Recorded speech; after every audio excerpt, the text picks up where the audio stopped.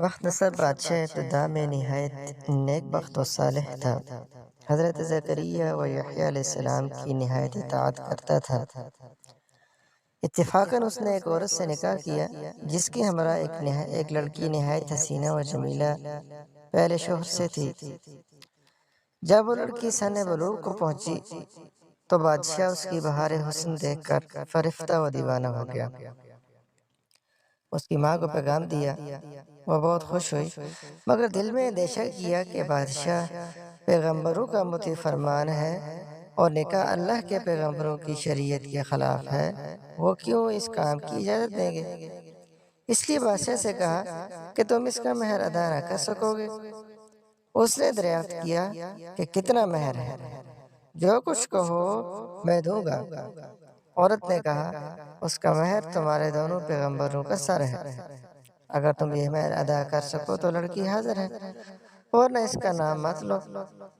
بادشاہ نے کہا کہ یہ پیغمبر ہمارے دشمن نہیں بلکہ ہمارے خیر خواہ اور دعا گو ہیں، ان کو بے جرم گناہ قتل کرنا ظلم عظیم ہے، اس کے سوا کچھ اور مانگو، جو مہر کہو مجھے منظور ہے۔ اس نے کہا، اس کے سوا کوئی مہر نہیں۔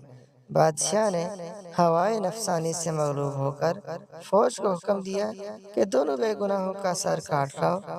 حکم کے بموجب سپاہیوں نے جا کر اول حضرت یحییٰ علیہ السلام کو بیت المقدس میں قتل کیا، اور زکریا علیہ السلام یہ حال دیکھ کر جنگل کی طرف بھاگ نکلے۔ فوج پیچھے ہوئی اور شیطان نے ان کی رہنمائی کی۔ جب سپاہیوں نے آ دبایا اور گھیر لیا تو حضرت زکریا علیہ السلام نے ایک درخت سے التجا کی کہ مجھ کو اس وقت پناہ دے۔ وہ درخت پھٹ گیا، یہ اس کے اندر سما گئے، وہ پھر بند ہو گیا، لیکن قدرے کپڑا باہر رہ گیا۔ فوج متحیر ہوئی کہ کہاں غائب ہو گئے۔ شیطان نے نشان دیا کہ اس درخت کے اندر ہیں اور یہ کپڑا ان کے موجود ہونے کی علامت ہے۔ پھر شیطان نے آرا کی ترکیب بدلائی، درخت چیرا گیا۔ جب نوبت آرا کی سر تک پہنچی تو حضرت زکریا نے سسکی بھری، حکم الہی نازل ہوا، اگر اف کرو گے تو پیغمبری سے خارج کر دیے جاؤ گے۔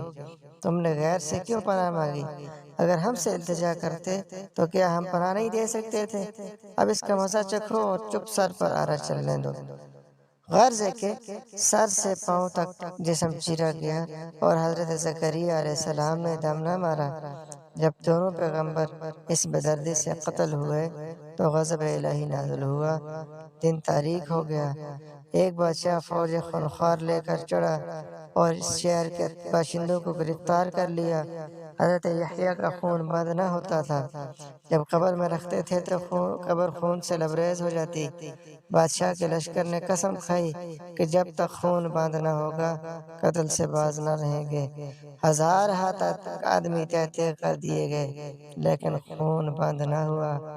اس وقت ایک شخص حضرت یحییٰ علیہ السلام کی قبر پر آیا اور کہا، تم پیغمبر ہو یا ظالم؟